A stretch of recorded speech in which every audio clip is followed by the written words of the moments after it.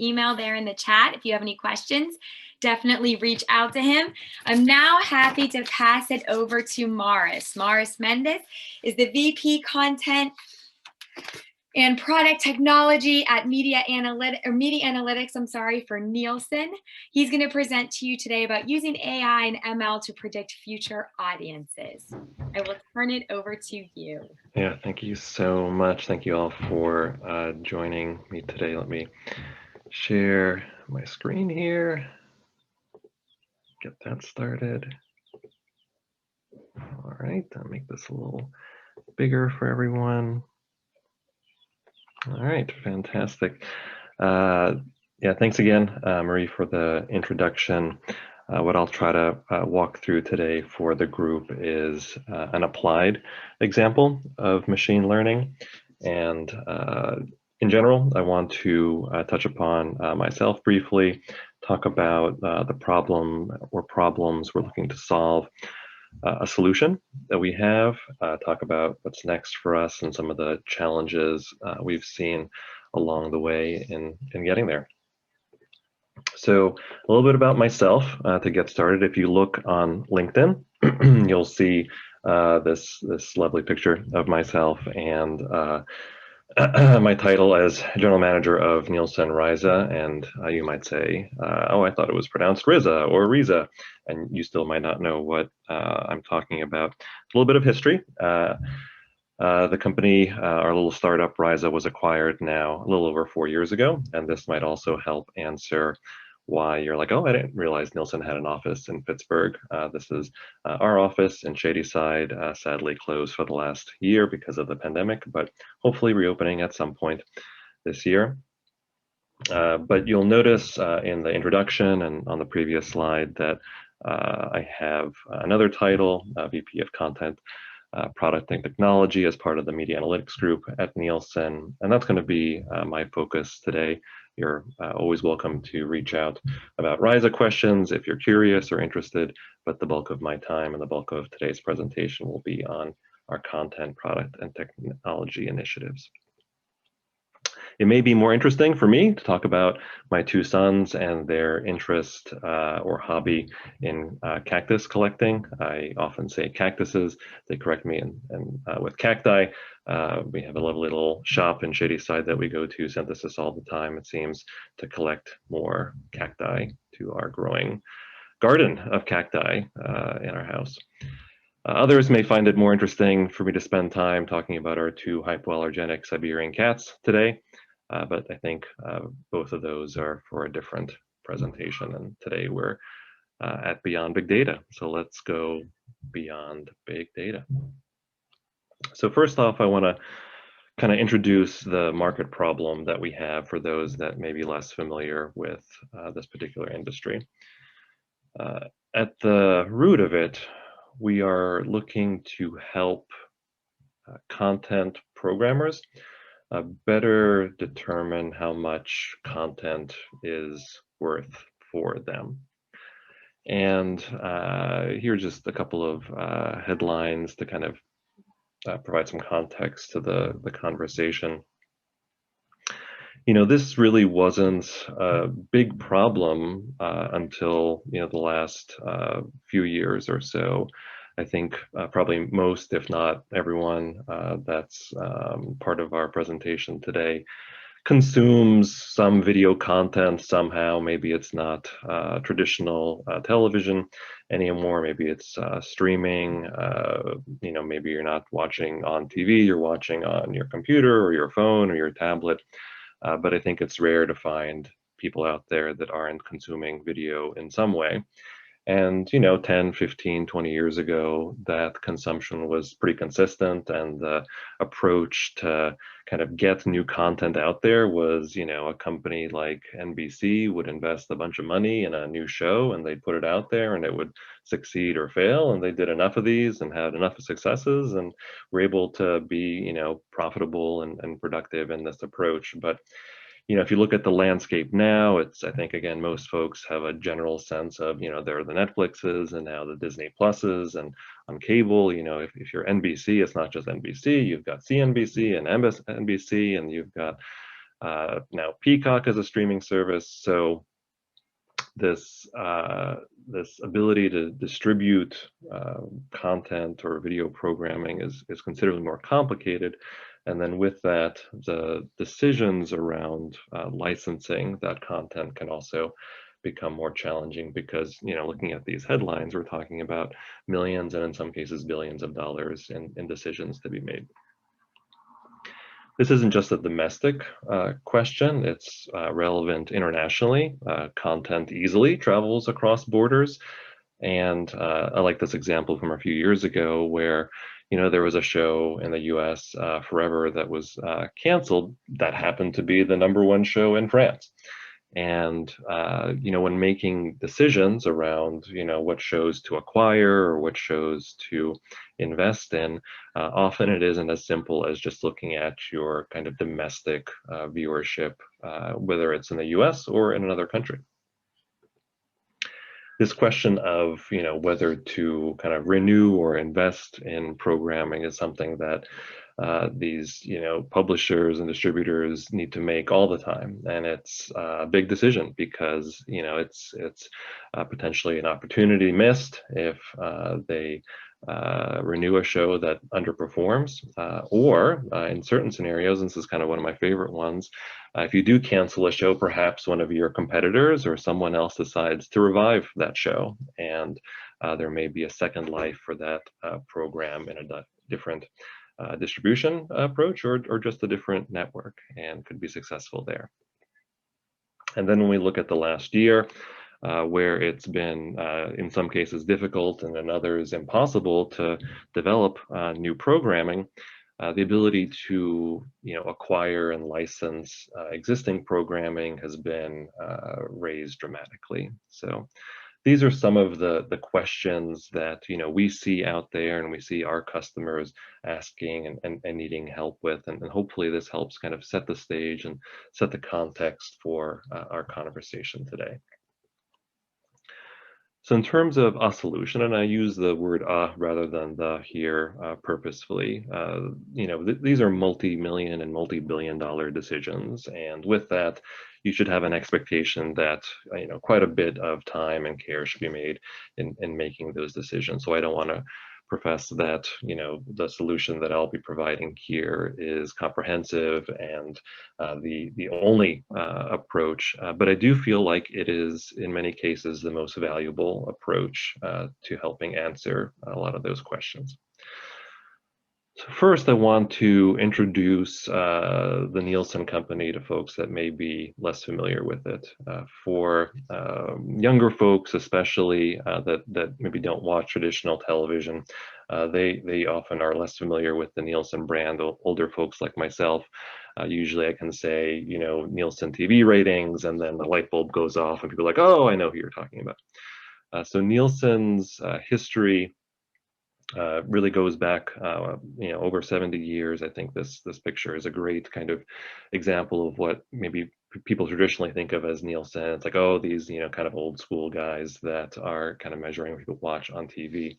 But as with other things in life, Nielsen has evolved over the years, and it's not just about measuring what people watch on traditional television. It's what they watch on streaming services, what they listen to on podcasts, or the radio, or what they watch online.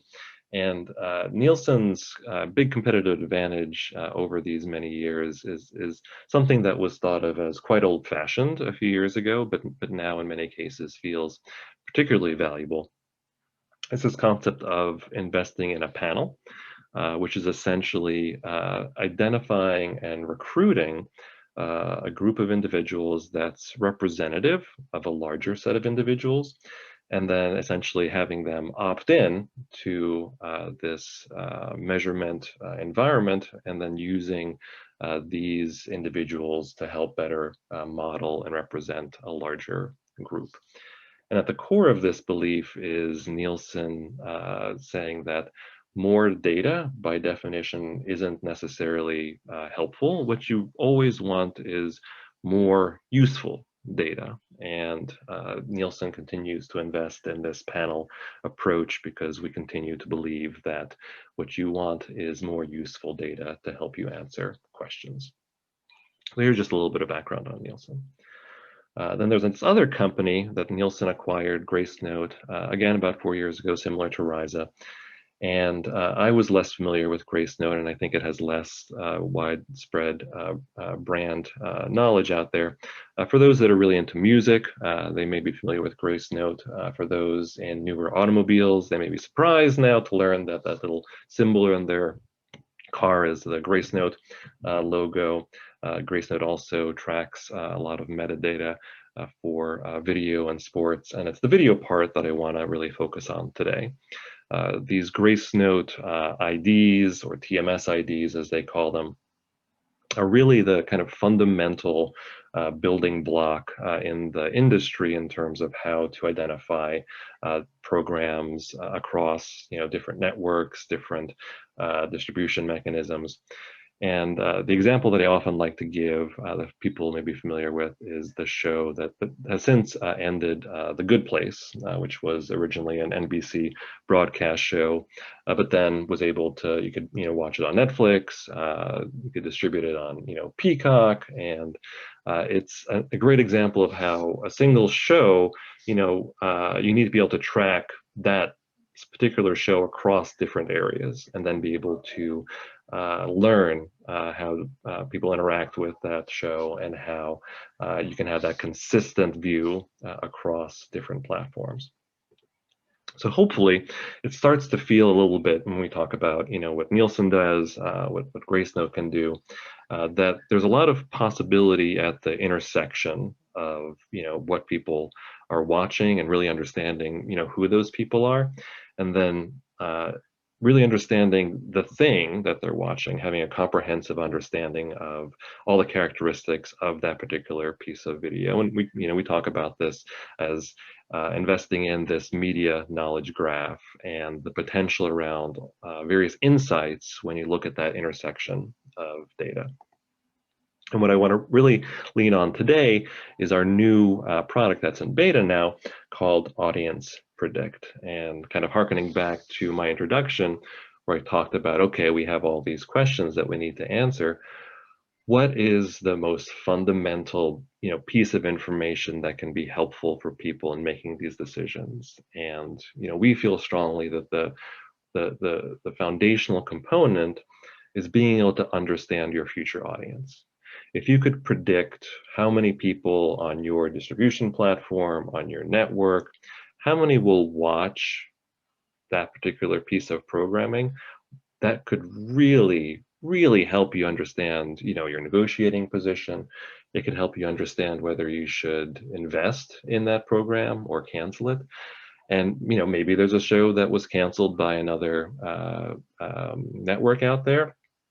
Perhaps the better fit for your program, and being able to accurately predict how that will perform on your network, we feel is really the most fundamental and foundational point for these content programmers out there. So how do we do that? How is this possible? How can we predict or forecast the future? So let me talk a little bit about the model that we've been able to build over the past few years at Nielsen. So we're assuming that really not all relationships are linear, and that we shouldn't just be thinking of trends, and applying machine learning approaches and algorithms to this problem gives us a lot more flexibility in terms of the solution that comes together. And I want to highlight a couple of specific cases that hopefully feel intuitive to folks, and why machine learning can be helpful here. And one is, how do you introduce external events? So for the last year, viewing habits have changed in a lot of different ways. And rather than, as a human, try to kind of assume or, put my own thumb on the scale of how, the change is coming, it would be much more useful to have, a robust approach to essentially learn, from the data, how changes have been occurring. And then kind of at a more fundamental level, when we think about traditional television, over the last, 5, 10, 15 years, there's been a steady decline away from that traditional television. So how do we incorporate that? And again, rather than us kind of coming up with a straight line trend or putting our own thumb on the scale, let's give the robots a chance to go in and try to pull out the salient details to help us, again, better explain the past so we can better predict the future. So how does this work? So the three key ingredients to our approach. First is, as I mentioned, Nielsen has this wealth of viewership data. We're not going 70 years back, but we are going a number of years back to help understand viewer habits. And then we have this wonderful, rich metadata from Gracenote that provides us all sorts of characteristics about the program. So, for example, is this a drama versus a comedy versus a live sporting event? And our assumption is that things like the genre, things like who is participating, who are the actors, who's maybe the director, that these are all critical components in being able to predict future performance. We also assume a certain number of levers, certain model inputs. So if you're thinking about a traditional television network, essentially how is this, is this a primetime show? Is this something that's, over the weekend, Saturday night, Sunday night, during the week? And to give the machine learning algorithms an opportunity to essentially build this model around these various model inputs. So what's exciting is that runtime for our users as they look to forecast the future, all the heavy lifting as such has already been done. And the user simply needs to provide a particular scenario, and that trained model that has already been built and then look to predict the future. And just sometimes it's easier to show with a picture than kind of waving my hands about. Here's an example, and the screenshot's a little old as the prediction is actually now in the past.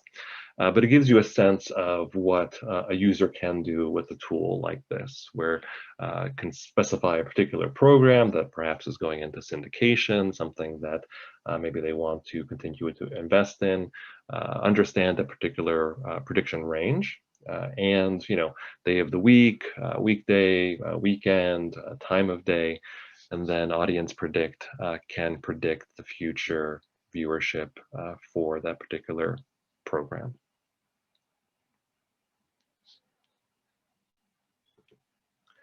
So what's next for us with this initiative? So we understand that there's a richness in programming out there, and there isn't a one-size-fits-all to modeling. I briefly mentioned live programming like live sports. If you're familiar with live sports at all, I think it's intuitive to see that it really depends who the teams are that are playing in terms of how many people may watch that program. If it's a preseason game or a regular season game or a postseason game, these are all factors that are quite intrinsic to sporting events that are less relevant to dramas or comedies. So we anticipate needing to build specific models around live sports.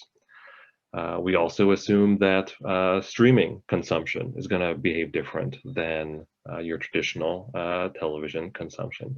And just to give a couple of kind of examples in case they're not coming to you readily, there are a lot more networks out there. I know, all the latest news about, oh, there's another streaming network, oh, there's another streaming network, but we're still talking about a handful of networks, streaming networks out there compared to literally the hundreds of cable networks out there. So you have much less variety in terms of, what's out there.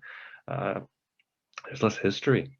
I talked at the top about, it's not just about more data, it's more useful data. In this case, I mean, there isn't even more data. Disney Plus, I think in many measures is a great success, but it's only been around for a year or so.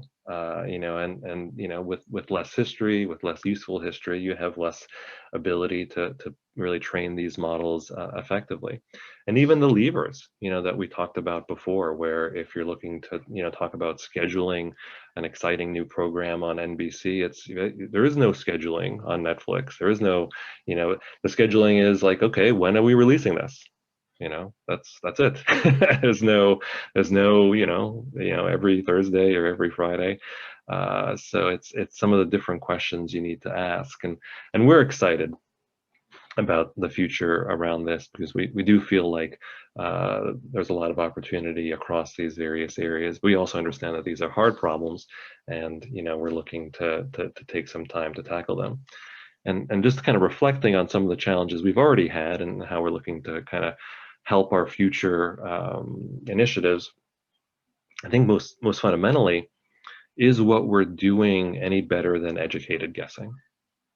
And if it's 1% better, that's nice. We could probably write a nice academic report about how we're 1% better than educated guessing. But our customer is going to want to purchase something that's just a little bit better than kind of what their experience tells us. So we need to make sure that our predictions are reliably, demonstrably better than what they can do on their own. I think fundamentally for folks that work in this field, this probably isn't a surprising note. The data science is science. Using an agile Scrum product development approach often challenges our team, because they want to research, they want to delve into a particular interesting item in greater detail, and it's often it feels like the shackles are on them, that they need to produce something every 2 weeks, and they need to have an update every day, and they feel restrained by all these constraints on them. So it's a iterative process to make sure that our big brains have enough room to do their important work, but they can still effectively collaborate with the larger group. And this is kind of the final point here, that we're not just doing research. We're not just a research shop that's kind of doing interesting things and presenting at industry conferences. We are looking to help our customers make better decisions, and to do that we need to integrate our engineering team with our data scientists, our design folks, our product leadership. And I'd love to say that this is easy every day, and it's most days it's something that we always have to work on, and it's not a set it and forget it situation. We need to constantly keep this in mind and continue to try to do better and continue to find new ways to succeed. And I talked about these challenges coming up for us. It's not going to be easy, but we also know, because it's not easy, that it's worth the investment. And when we talk about investment, I want to make sure to highlight that this is an area that Nielsen, and especially Nielsen locally, is looking to invest in. So if you are aware, or you yourself are a data scientist or an engineer, whether it's a data engineer or a software engineer, or perhaps we have some design folks here, or you may know some design folks, please feel free to reach out to me directly. Feel free to go to the Nielsen career site. I think we're talking about adding something like 10 to 15 individuals to the team here in the first half of the year. So we've got a lot of opportunities, and we see a bright future ahead for not just our initiative, but Nielsen Media at large. And we'd love to expand our footprint here locally and add some exciting new folks to the team. So I think I've used up my 20 to 23 minutes on my presentation, and I'll stop talking for a sec and see if folks have any specific questions that they have for me today. You can place any questions you have in the chat, or you can just raise your hand as well, but I'm happy to represent any questions here to Mariss.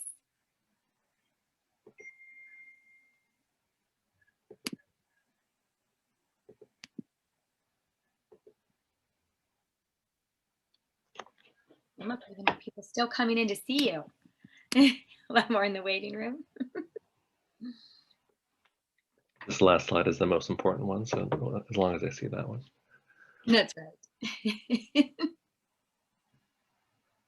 All right, if you don't have any questions, I'll just do some final remarks here and talk about what is left throughout your day today. So yeah, thank you so much for joining us.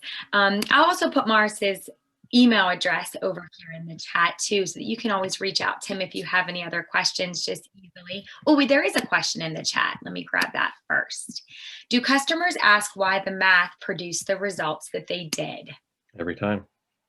Every time. And part of our challenge, so we've got, this lengthy kind of frequently asked questions FAQ that we build to help try to explain these things.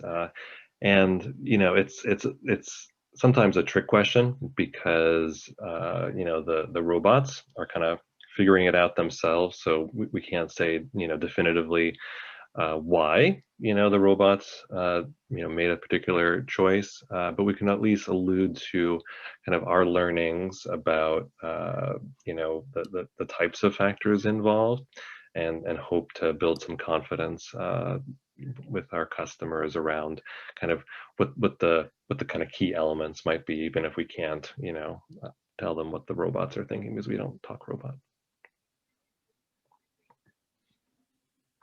Thank you for that, Mariss. Any other questions?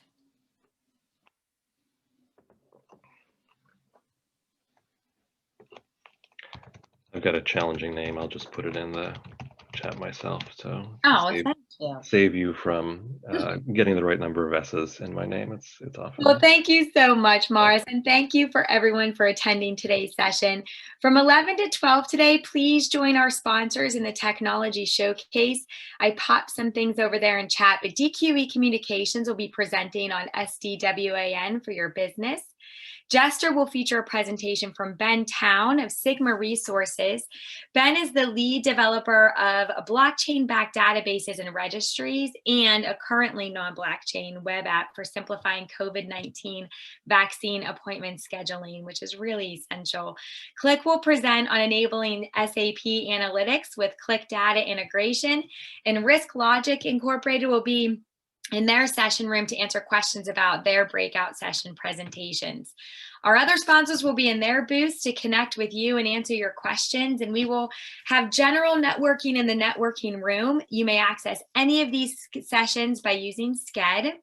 Tomorrow at 9 a.m., we will return with a very special panel discussion on AI empowering cities and infrastructure, sponsored by the Consulate General of Canada in New York and Pittsburgh. Thank you so much for joining us, and enjoy the rest of your day. Thank you, Mariss. Thank you, Tomer, again. That was wonderful.